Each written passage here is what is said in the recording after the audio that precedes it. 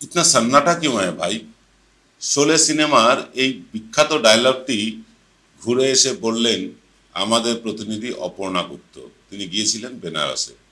বেনারসটা তিনি মোটামুটি ঘুরেছেন, সবটা ঘুরতে পারেননি।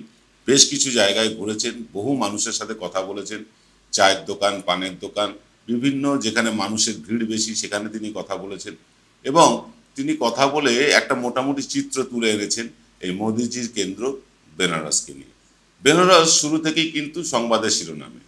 এই যে বেনারসে 10-12 জন প্রার্থীর নমিনেশনই বাতিল করে দেওয়া হয়েছে। তারা নির্দল প্রার্থী হিসেবে দাঁড়াতে চেয়েছিলেন, তাদের নমিনেশন বাতিল হয়ে গিয়েছে।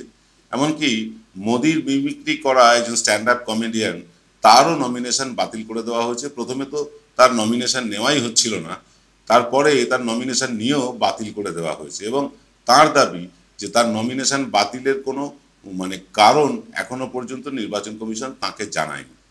তো এইরকমভাবে নমিনেশন হচ্ছে, এরকমভাবে মোদিজিকে নিষ্কণ্টক করে দেওয়া হচ্ছে যাতে মোদিজি নিষ্কণ্টকভাবে একদম স্মুথলি জিতে যেতে পারেন। নির্বাচন কমিশন সেই সব ব্যবস্থাই করছে।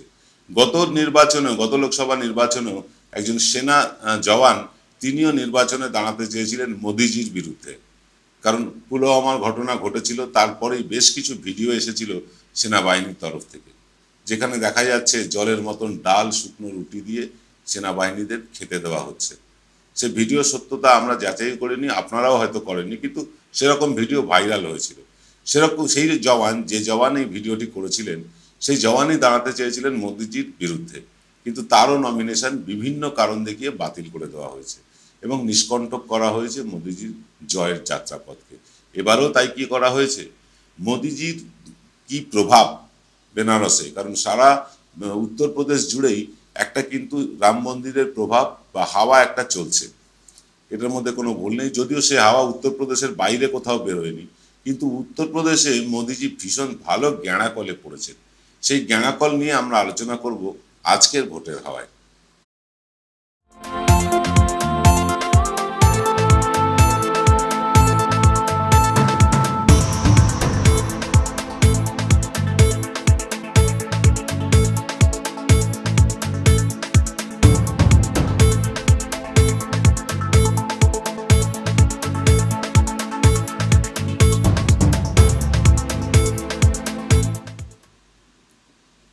নমস্কার, আদাব। আমি আপনাদের প্রবীর বিশ্বাস। আপনারা দেখতে শুরু করেছেন প্রত্যেক দিনের অভ্যেস মতো বিশ্বজোড়া বাঙালির আওয়াজ এনকে ডিজিটালের প্রভাতী অনুষ্ঠান ভোটের হাওয়া।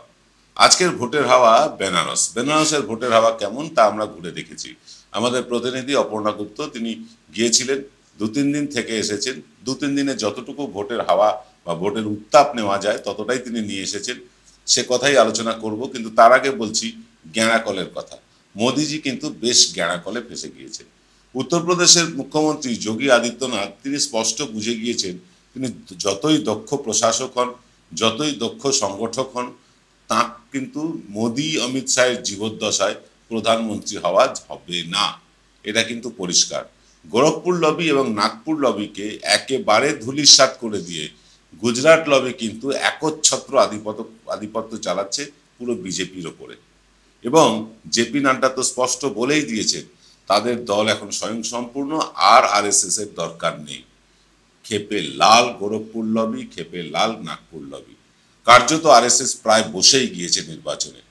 এই নাড্ডার বক্তব্যের পর তো একজন আরএসএস প্রচারককেও আমরা বাজারে দেখতে পাচ্ছি না। এই রকম অবস্থায় নির্বাচনে নেমেছেন আমাদের প্রধানমন্ত্রী নরেন্দ্র মোদী বেনারস কেন্দ্র থেকে।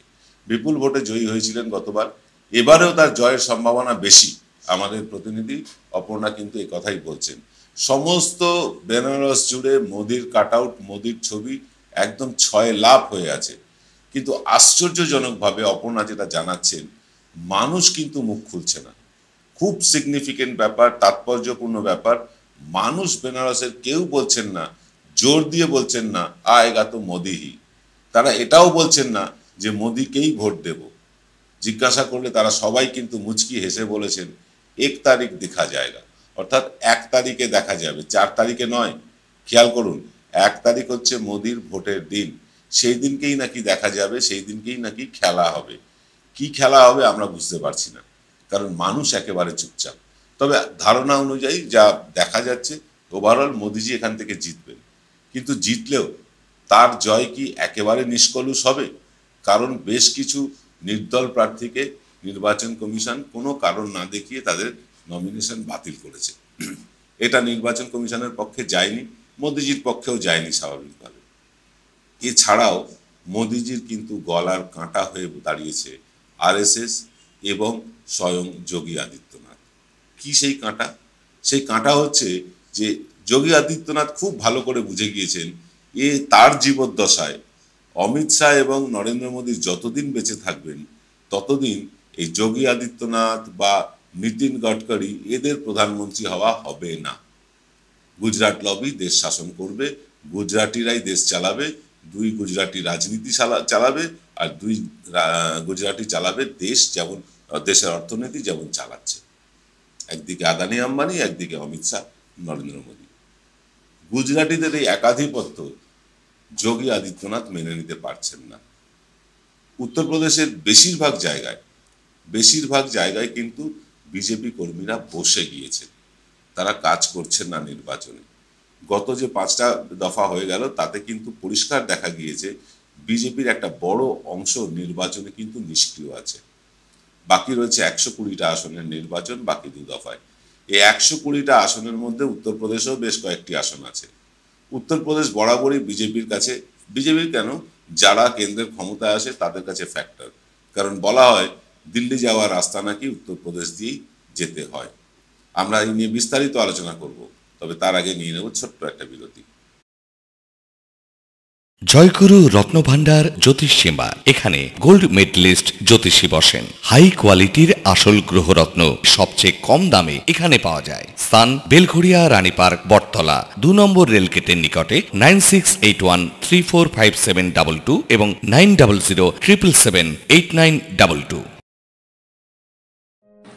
আকাশগঙ্গা ক্যাটারার আপনার বাড়ির যে কোনো অনুষ্ঠান, বিবাহ, অন্নপ্রাশন, অফিস পার্টি, বিবাহ বার্ষিকীর অতিথি আপ্যায়নের বিশ্বস্ত প্রতিষ্ঠান আকাশগঙ্গা ক্যাটারার।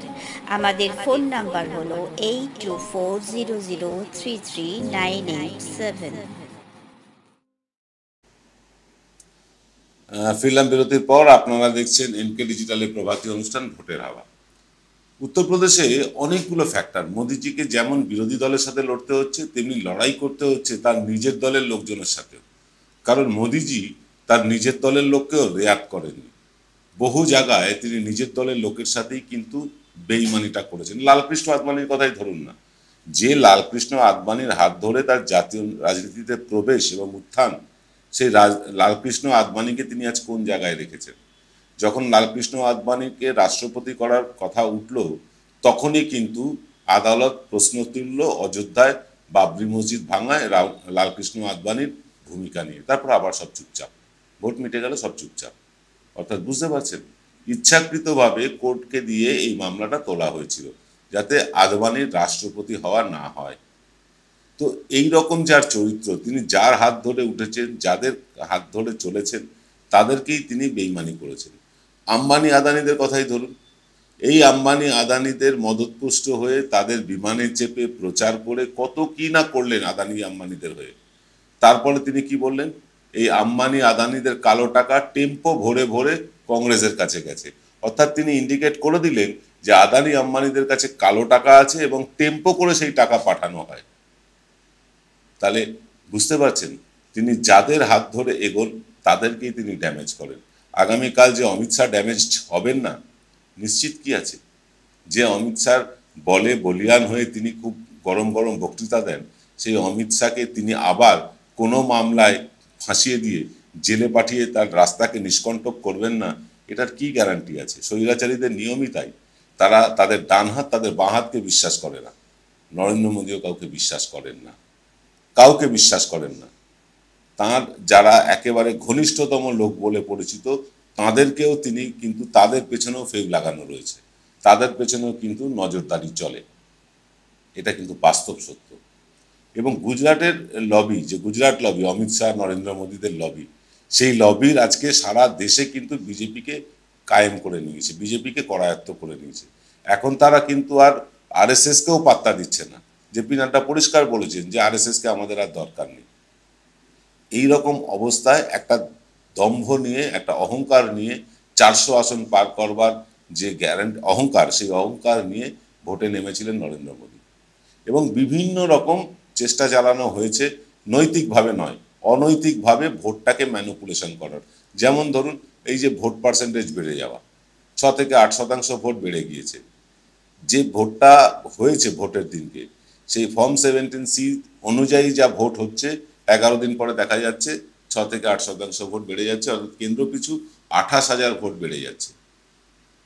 এইভাবে তিনি জিততে চেয়েছেন, ভারতীয় গণতন্ত্রকে ধ্বংস করে দিচ্ছেন। এবং 400 পারের দাবি কেন জানেন? সেটা হচ্ছে যে এই সংখ্যাটা পেলে তিনি কিন্তু সংবিধানটাই বদলে দিতে পারেন, আমাদের জাতীয় সঙ্গীত বদলে যেতে পারে, জাতীয় পতাকা বদলে যেতে পারে, এদেশকে হিন্দু রাষ্ট্র করে দেওয়া যেতে পারে, এদেশে মানুষের ভোটাধিকার কেড়ে নেওয়া হয়ে যেতে পারে, যে আর ভোট লাগবে না, এবার এরাই থাকবেন প্রধানমন্ত্রী। আমরা উত্তর কোরিয়ার থেকে কম কোনো অবস্থানে নেই। আমরা কি মানে উত্তর কোরিয়ার যে রাষ্ট্রপতি কিম জংকে আমরা গালমন্দ করি, আমাদের দেশও কিন্তু তার বাইরে কিছু না।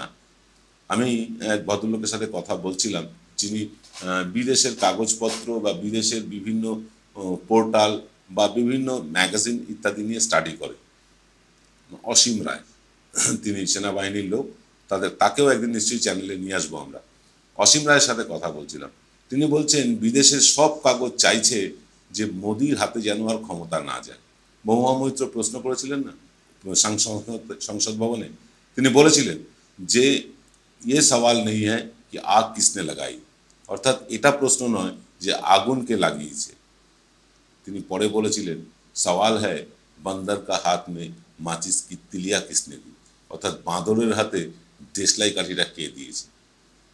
আমাদের দেশে যে আগুন জ্বলছে, সে আগুনটা কেন জ্বলছে সেটা প্রশ্ন নয়, কিন্তু বাঁদরের হাতে দেশলাই কাঠি আমরাই তুলে দিয়েছি 303টে আসন দিয়ে, আমরাই তুলে দিয়েছি, জ্বলতে তো আমাদের হবেই। আর যদি এইবারের নির্বাচনে যদি কোনোভাবে বিজেপি 400 পার হয়, যদিও তার কোনো সম্ভাবনা দেখা যাচ্ছে না, বিজেপি 224-এর বাইরে যাচ্ছে না এই 6-8% ভোট বাড়িয়েও, তারপরেও যদি কোনোভাবে কোনো ম্যানিপুলেশন করে, মোদি হ্যায় তো মুমকিন হ্যায়, মোদি থাকলে সব সম্ভব, কোনো ম্যানিপুলেশন করে যদি 400 পার করে দেয়, আমি আর জীবনে ভোটটা দিতে পারবো না। এবারে আমরা যারা ভোট দিয়েছি, সেই ভোটারদের ভোট কিন্তু অদ্ভুতভাবে তা পরিবর্তন হয়ে 6 থেকে 8% বেড়ে গিয়েছে। কিন্তু এই 6-8% ভোট বাড়িয়েও কি মোদি ভোট বৈতরণী পার করতে পারবেন? না, 224 তাতেও পার হচ্ছে না। হ্যাঁ, খুব বেশি হলে তিনি ওই 224-এই আটকে যাবেন। কেউ বলছে 200 নিচে থাকবে, কেউ বলছে 204, 205, 210, আমরা বলছি 224-এই আটকে থাকবে। এবার মোদিজি যদি ক্ষমতায় না আসেন, সবচেয়ে বেশি খুশি হবেন উত্তরপ্রদেশের মুখ্যমন্ত্রী যোগী আদিত্যনাথ, কারণ তিনি প্রধানমন্ত্রী হতে পারছেন না। আবার যদি নরেন্দ্র মোদী প্রধানমন্ত্রী হয়ে যান, তারপরে তার আর জীবনে প্রধানমন্ত্রী হওয়ার কোনো সম্ভাবনাই থাকবে না। বরং মোদী যদি এবার হেরে যান, পরের বার নির্বাচনে বিজেপি যদি আবার ফাইট ব্যাক করে, ফিরে আসে, তাহলে হয়তো তার নামটা বিবেচিত হলেও হতে পারে, গুজরাট লবির আর কোনো গ্রহণযোগ্যতা থাকবে না। এবং এটা বাস্তব। যদি 224 বা 225, 250 বা ধরুন কোনো রকমে টেনে টুনে শরিকদেরকে নিয়ে একে ওকে ভাঙিয়ে 272ও করে নিল বিজেপি, তাহলেও কিন্তু মোদিজি আর প্রাইম মিনিস্টার থাকবেন না। কারণ অ্যাবসলিউট মেজরিটি না পেলে মোদির প্রধানমন্ত্রী হওয়া কিন্তু বড় প্রশ্নচিহ্নের মুখে আছে বিজেপির অন্দরে, আরএসএস এর অন্দরে এবং বিভিন্ন রাজনৈতিক মহলেও। কারণ মোদিজি কাঠি করতে কাউকে ছাড়েননি, বিরোধীদের যেমন করেছেন তার নিজের দলের নেতাদেরও করেছেন। নীতিন গডকারির কথা ধরে নিন না, নীতিন গডকারির একটা সিএজি রিপোর্ট বেরোলো, আপনাদের মনে আছে? সিএজি রিপোর্ট সরকারের সমস্ত কর্মকাণ্ড নিয়ে রিপোর্ট দেয়, কিন্তু আপনি খবর পেলেন কি যে হাইওয়ে বানাতে গিয়ে 18 কোটির রাস্তা নীতিন গডকারি 148 কোটি টাকায় বানিয়েছেন। অর্থাৎ নীতিন গডকারির ডিপার্টমেন্টের যে দুর্নীতি সেটাই শুধু বেরিয়ে এলো, বাকিগুলো বেরোলো না কেন? বাকি কোনো দপ্তরে দুর্নীতি হয়নি। কিন্তু এইভাবেই তিনি কিন্তু তার নিজের দলের লোককে ড্যামেজ করে আসছেন এবং করবেনও। যাদেরকে ড্যামেজ করেছেন, যারা ড্যামেজড হয়েছেন, তারা কি ছেড়ে কথা বলবেন? বলবেন না। যদিও 272 সংখ্যাটা বিজেপির পক্ষে পার করা এখন প্রায় অসম্ভব বলে মনে হচ্ছে। বাকি রয়েছে 120 আসন। এই 120 আসনে বিজেপির বিরুদ্ধে যারা আছেন তারা যদি দাঁতের দাঁত কামড়ে লড়ে যান এবং এখন পর্যন্ত যে ইভিএমগুলো স্ট্রং রুমে রাখা আছে সেইগুলোর ওপর যদি কড়া নজরদারি রাখেন, আমার মনে হয় ব্যক্তিগতভাবে ধারণা বিজেপি যতই চেষ্টা করুক শরিক দলদের নিয়োগ 250-এর ওপরে যাচ্ছে না। কি মনে হয় আপনার? কমেন্ট করে লিখে জানান। আজ রাত 8টায় নিয়ে আসবো আরও একটা বিশেষ অনুষ্ঠান, ভোটের হাওয়া। আজ এই পর্যন্ত, সকলে ভালো থাকবেন, নমস্কার।